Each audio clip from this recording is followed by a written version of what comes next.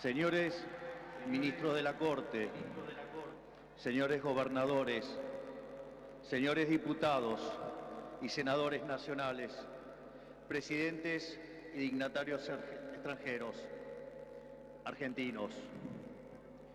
Hoy comienza una nueva era en Argentina.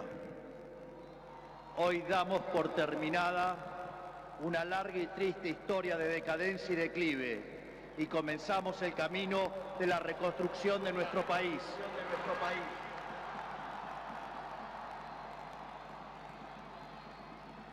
Los argentinos, de manera contundente, han expresado una voluntad de cambio que ya no tiene retorno. No hay vuelta atrás. Hoy enterramos décadas de fracaso, peleas intestinas y disputas sin sentido. Peleas que lo único que han logrado es destruir nuestro querido país y dejarnos en la ruina. Hoy comienza una nueva era en Argentina, una era de paz y prosperidad, una era de crecimiento y desarrollo, una era de libertad y progreso. Hace 200 años, un grupo de ciudadanos argentinos reunidos en San Miguel de Tucumán le dijeron al mundo que las Provincias Unidas del Río de la Plata no eran más una colonia española y que a partir de ese histórico momento seríamos una nación libre y soberana. Durante décadas nos enfrentamos en disputas internas acerca de cuál debía ser la forma institucional que nuestro país necesitaba. En 1853, luego de 40 años de haber declarado la independencia, bajo el auspicio de un pequeño grupo de jóvenes idealistas que hoy conocemos como la generación del 37, decidimos como pueblo abrazar las ideas de la libertad.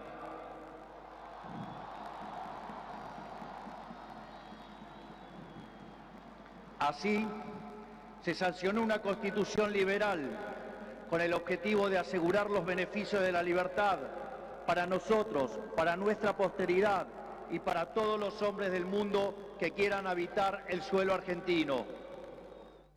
Lo que vino después de la sanción de esa constitución de fuerte raigambre liberal fue la expansión económica más impresionante de nuestra historia. De ser un país de bárbaros enfrascados en una guerra sin cuartel, pasamos a ser la primer potencia mundial.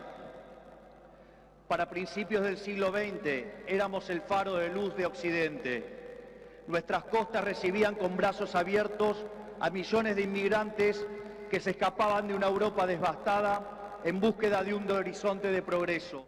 Lamentablemente, nuestra dirigencia decidió abandonar el modelo que nos había hecho rico y abrazaron las ideas empobrecedoras del colectivismo.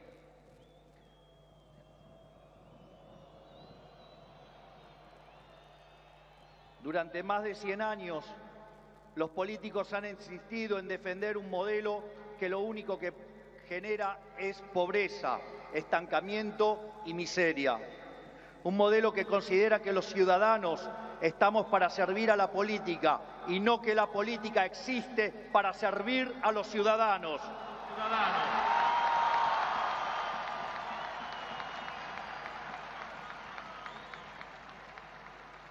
Un modelo que considera que la tarea de un político es dirigir la vida de los individuos en todos los ámbitos y esferas posibles.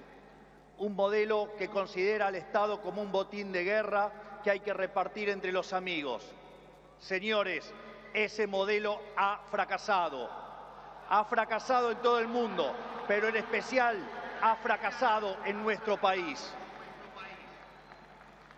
Así como la caída del muro de Berlín marcó el final de una época trágica para el mundo, estas elecciones han marcado el punto de quiebre de nuestra historia.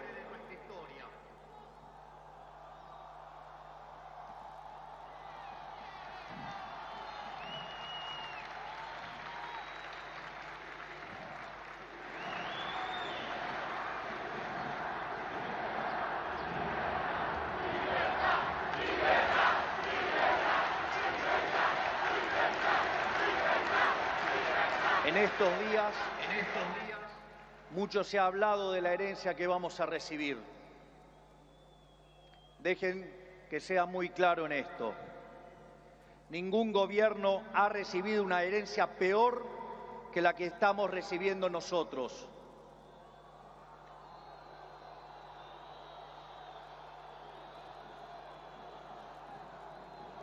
El kirchnerismo, que en sus inicios se jactaba de tener superávit gemelos, esto es, superávit fiscal y externo, hoy nos deja déficit gemelos por 17% del PBI.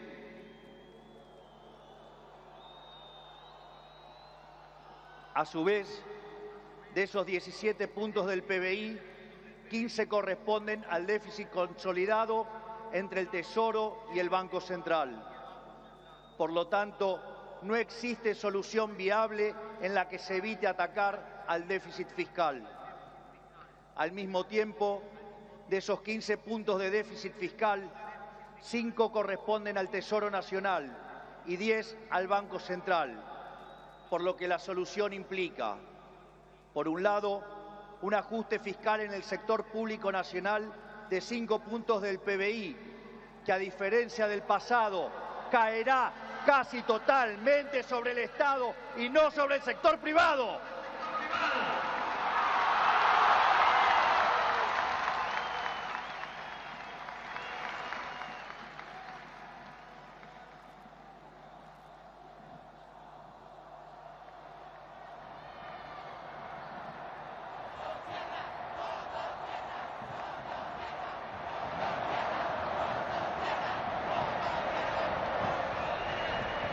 Por el otro, es necesario limpiar los pasivos remunerados del Banco Central, los cuales son responsables de los 10 puntos de déficit del mismo.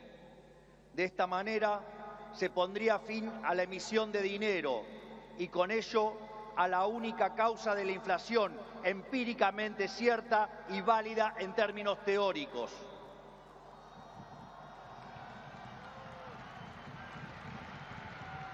Sin embargo, dado que la política monetaria actúa con un rezago que oscila entre 18 a 24 meses, aun cuando hoy dejemos de emitir dinero, seguiremos pagando los costos del desmadre monetario del gobierno saliente. Haber emitido por 20 puntos del PBI, como se hizo en el gobierno saliente, no es gratis. Lo vamos a pagar en inflación. A su vez, el cepo cambiario, otra herencia de este gobierno,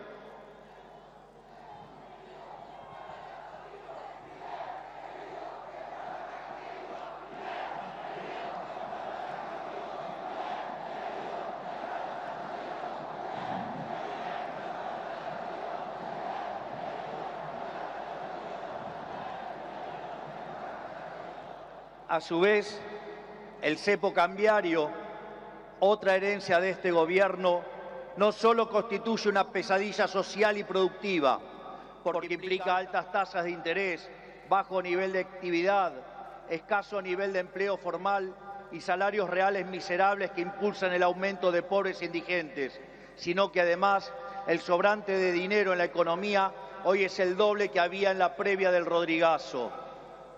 Para tener una idea de lo que eso implica, recordemos que el Rodrigazo multiplicó por 6 veces la tasa de inflación, por lo que un evento similar significaría multiplicar la tasa de inflación por 12 veces, y dado que la misma viene viajando a un ritmo del 300%, podríamos pasar a una tasa anual del 3.600. A su vez, tranquilos que no termina acá, la herencia sigue.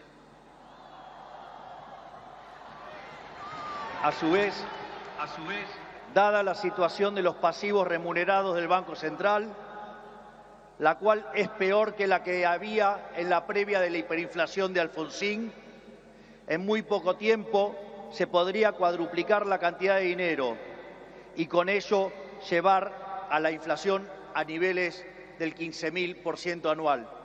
Esta es la herencia que nos dejan, una inflación plantada del 15.000% anual, la cual vamos a luchar contra uñas y dientes para erradicarla.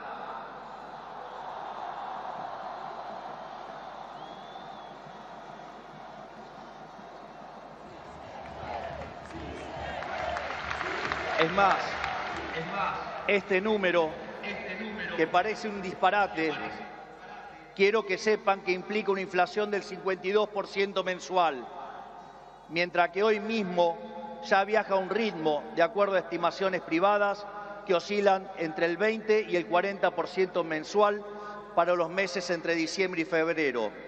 Esto es, el gobierno saliente nos ha dejado plantada una hiperinflación y es nuestra máxima prioridad hacer todos los esfuerzos posibles para evitar semejante catástrofe que llevaría a la pobreza por encima del 90% y la indigencia por encima del 50%.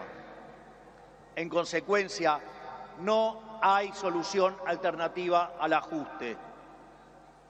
Por otra parte, la herencia no termina ahí, ya que los desequilibrios en tarifas son soles equiparables al desastre que dejó el kirchnerismo en el año 2015. En el plano cambiario, la brecha oscila entre el 150 y 200%, niveles también similares a los que teníamos en el Rodrigazo. A su vez, la deuda con importadores supera los 30.000 millones de dólares y las utilidades retenidas a las empresas extranjeras alcanzan los 10.000 millones de dólares. La deuda del Banco Central e YPF suman 25.000 millones de dólares y la deuda del Tesoro pendiente suma unos 35.000 millones de dólares adicionales. Esto es, la bomba en términos de deuda asciende a 100.000 millones de dólares que habrá que sumar a los cerca de 420.000 millones de dólares de deuda ya existente.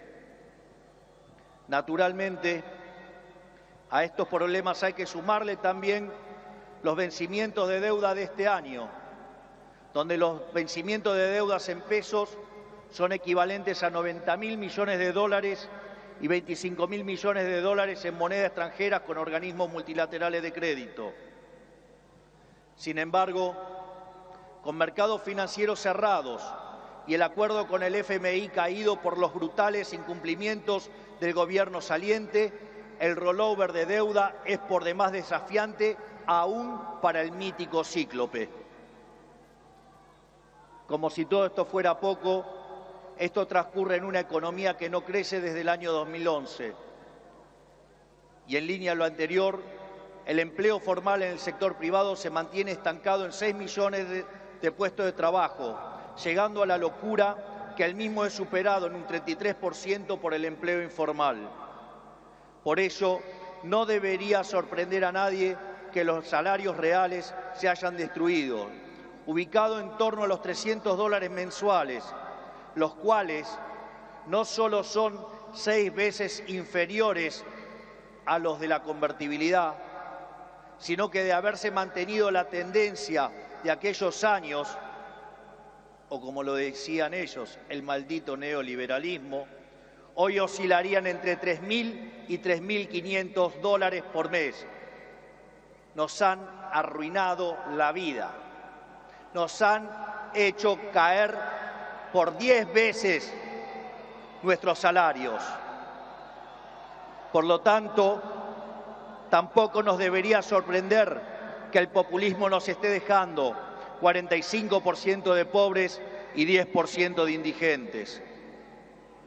Luego de dicho cuadro de situación, que a todas luces parece irremontable, debe quedar claro que no hay alternativa posible al ajuste. Tampoco hay lugar a la discusión entre shock y el gradualismo. En primer lugar, porque desde el punto de vista empírico, todos los programas gradualistas terminaron mal, mientras que todos los programas de shock, salvo el de 1959, fueron exitosos.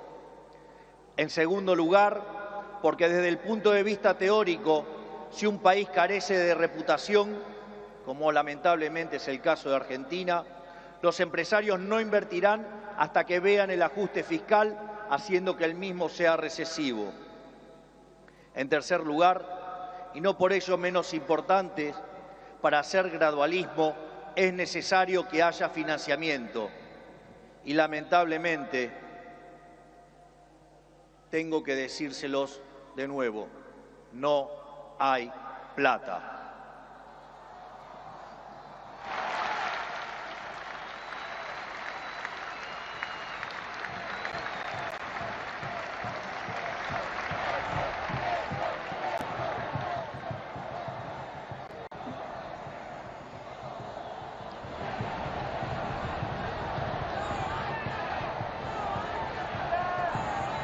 Por ende, la conclusión es que no hay alternativa al ajuste y no hay alternativa al shock.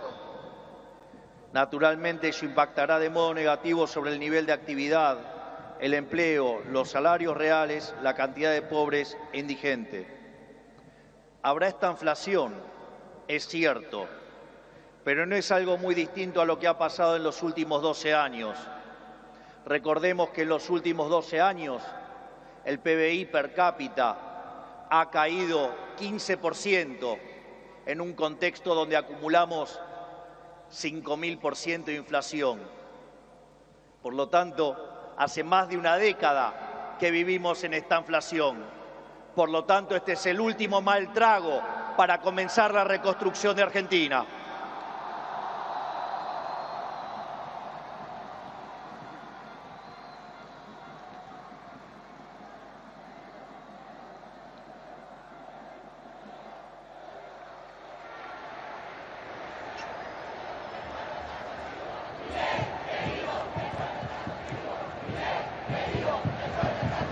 A su vez, luego del reacomodamiento macro que vamos a impulsar, el cual será menos doloroso cuanto mayor sea la caída del riesgo país y cuanto mejor sea nuestra contención desde el Ministerio de Capital Humano, la situación comenzará a mejorar. Esto es, habrá luz al final del camino.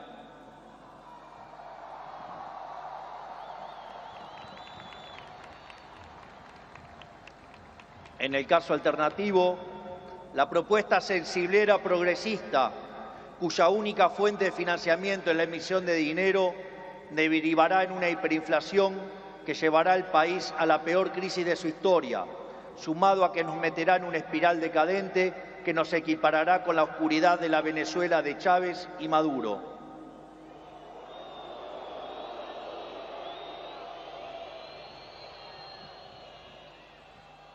Por lo tanto, luego de semejante cuadro de situación, no pueden quedar dudas que la única oposición posible es el ajuste, un ajuste ordenado y que caiga con toda su fuerza sobre el Estado y no sobre el sector privado.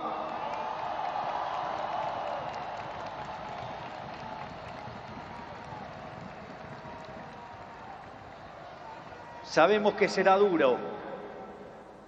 Por eso quiero también traerles una frase sobresaliente de uno de los mejores presidentes de la historia argentina, que fue Julio Argentino Roca.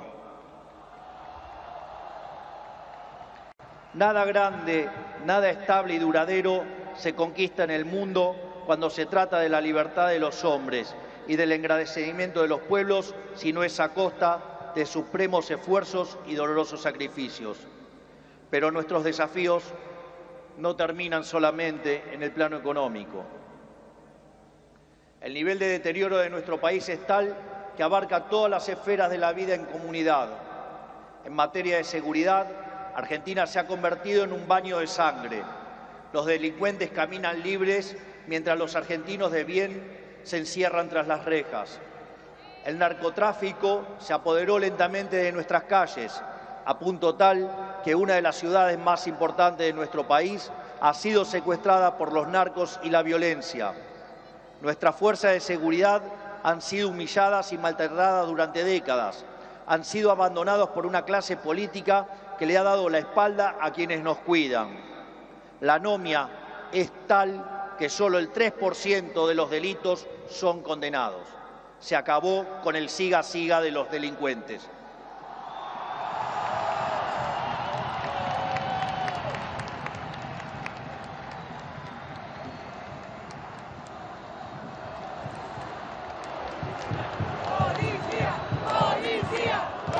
En materia social, estamos recibiendo un país donde la mitad de la población es pobre, con el tejido social completamente roto. Más de 20 millones de argentinos no pueden vivir una vida digna porque son presos de un sistema que lo único que genera es más pobreza.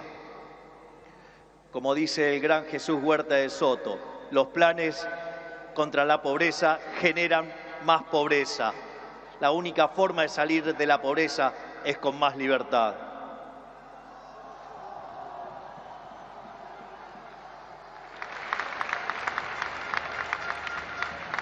Al mismo tiempo, 6 millones de chicos hoy a la noche se irán a dormir con hambre, que caminan descalzos por la calle y otros que cayeron en la droga.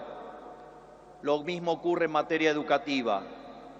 Para que tengan idea del deterioro que vivimos, solo el 16% de nuestros chicos se reciben en tiempo y forma en la escuela. Solo el 16%. Solo 16 de cada 100. Es decir, que el 84% de nuestros chicos no termina la escuela en tiempo y forma. A su vez, el 70% de los chicos que sí terminan la escuela no pueden resolver un problema de matemática básica o comprender un texto. De hecho, en las últimas evaluaciones PISA, la Argentina se encuentra en el puesto 66 de 81 y séptima en América Latina, siendo que Argentina fue el primer país en terminar con el alfabetismo en el mundo. Si se levantara Sarmiento y viera qué hicieron de la educación.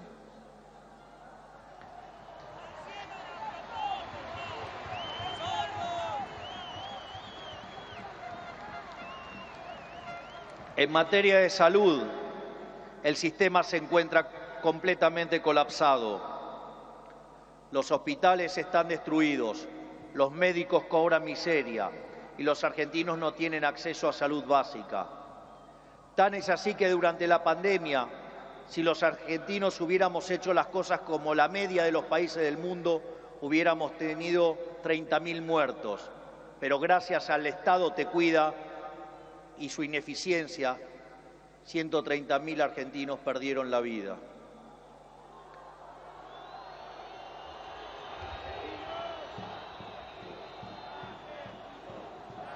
Ese es el estado presente del que los políticos tanto hablan, argumento que utilizan para justificar el aumento descomunal del gasto público que solo los beneficia a ellos.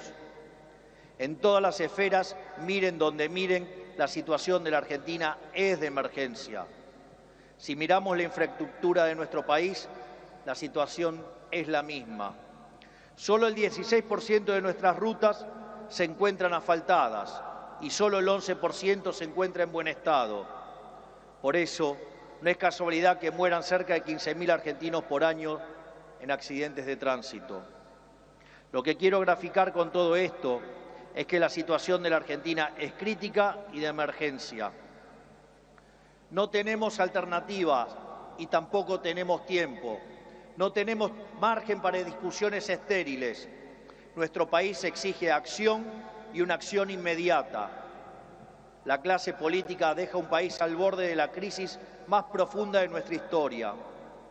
Cada uno de ellos tendrá que hacerse cargo de su propia responsabilidad. No es tarea mía señalarlos. No buscamos ni deseamos las duras decisiones que habrá que tomar en las próximas semanas, pero lamentablemente no nos han dejado opción. Sin embargo, nuestro compromiso con los argentinos es inalterable.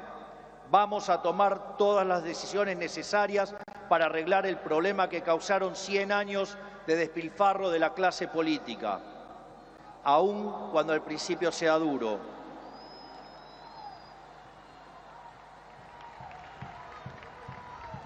Sabemos que de corto plazo la situación empeorará, pero luego veremos los frutos de nuestro esfuerzo habiendo creado las bases de un crecimiento sólido y sostenible en el tiempo.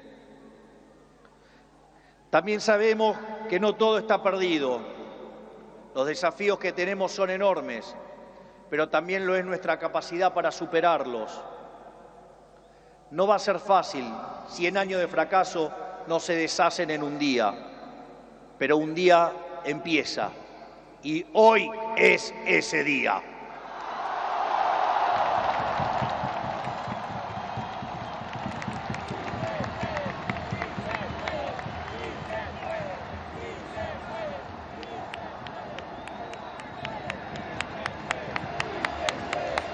Hoy empezamos a desandar el camino de la decadencia y comenzamos a transitar el camino de la prosperidad.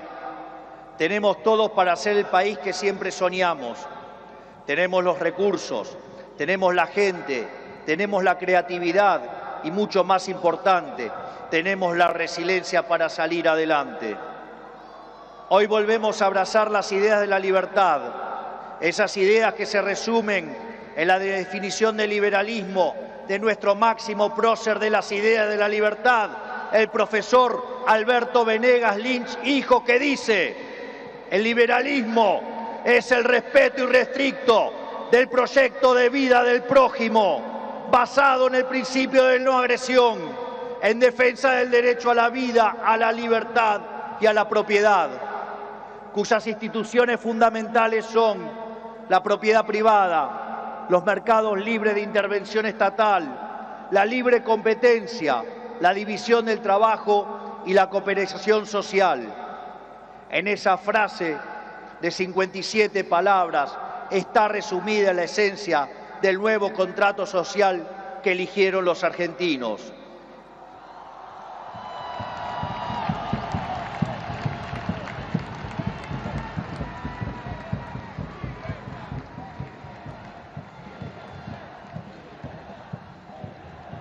Este nuevo contrato social nos propone un país distinto, un país en el que el Estado no dirija nuestras vidas, sino que vele por nuestros derechos, un país en el que las hace, las paga.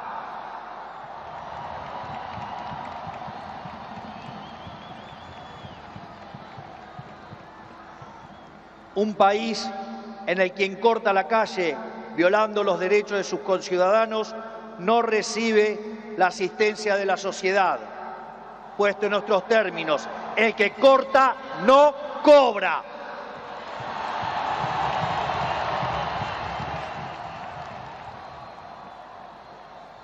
Un país que dentro de la ley permite todo, pero fuera de la ley no permite nada. Un país que contiene a quienes lo necesitan, pero no se deja extorsionar por aquellos que utilizan a quienes menos tienen para enriquecerse a ellos mismos.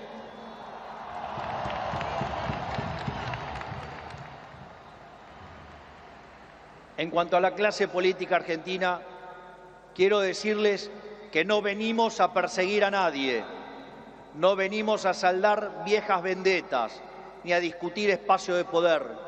Nuestro proyecto no es un proyecto de poder, nuestro proyecto es un proyecto de país. No pedimos acompañamiento ciego, pero no vamos a tolerar que la hipocresía, la deshonestidad o la ambición de poder interfieran con el cambio que los argentinos elegimos. A todos aquellos dirigentes políticos, sindicales y empresariales que quieran sumarse a la nueva Argentina, los recibimos con los brazos abiertos.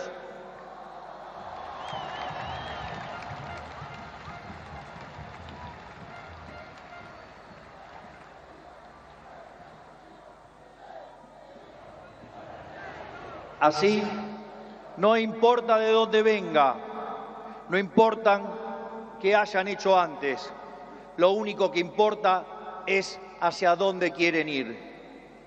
Aquellos que quieren utilizar la violencia o la extorsión para obstaculizar el cambio, les decimos que se van a encontrar con un presidente de convicciones inamovibles que utilizará todos los resortes del Estado para avanzar en los cambios que nuestro país necesita. No vamos a claudicar, no vamos a retroceder, no nos vamos a rendir. Vamos a avanzar con los cambios que el país necesita, porque estamos seguros que abrazar las ideas de la libertad es la única manera en la que podremos salir del pozo en el que nos han metido.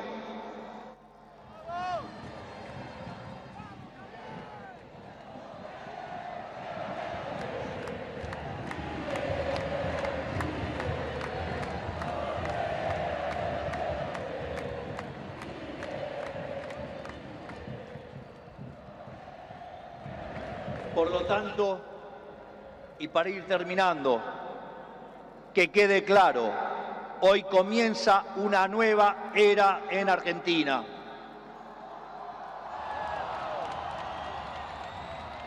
El desafío que tenemos por delante es titánico, pero la verdadera fortaleza de un pueblo se mide en cómo enfrenta los desafíos cuando se presentan.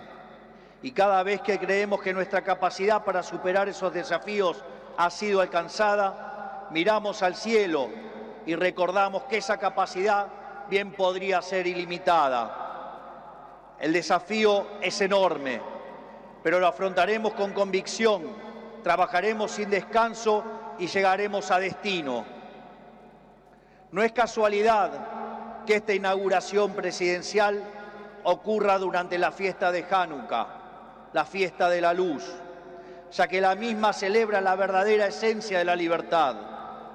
La guerra de los macabeos es el símbolo del triunfo de los débiles por sobre los poderosos, de los pocos por sobre los muchos, de la luz por sobre la oscuridad, y sobre todas las cosas, de la verdad por sobre la mentira. Porque ustedes saben que prefiero decirles una verdad incómoda antes que una mentira confortable.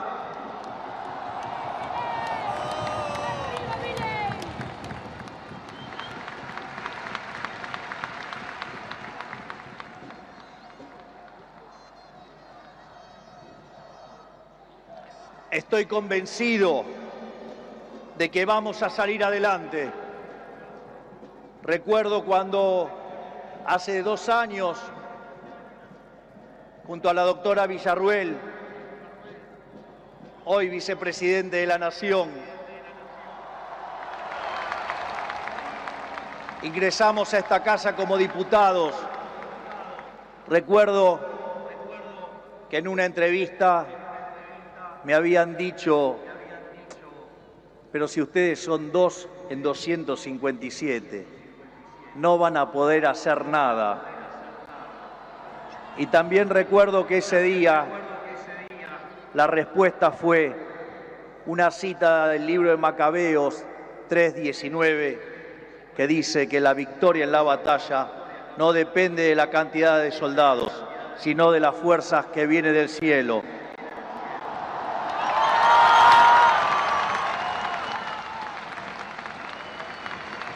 Por lo tanto, Dios bendiga a los argentinos y que las fuerzas del cielo nos acompañen en este desafío. Muchas gracias. Será difícil, pero lo vamos a lograr. ¡Viva la libertad, carajo! ¡Viva la libertad, carajo! ¡Viva la libertad, carajo! A ponerse de pie que vamos a salir.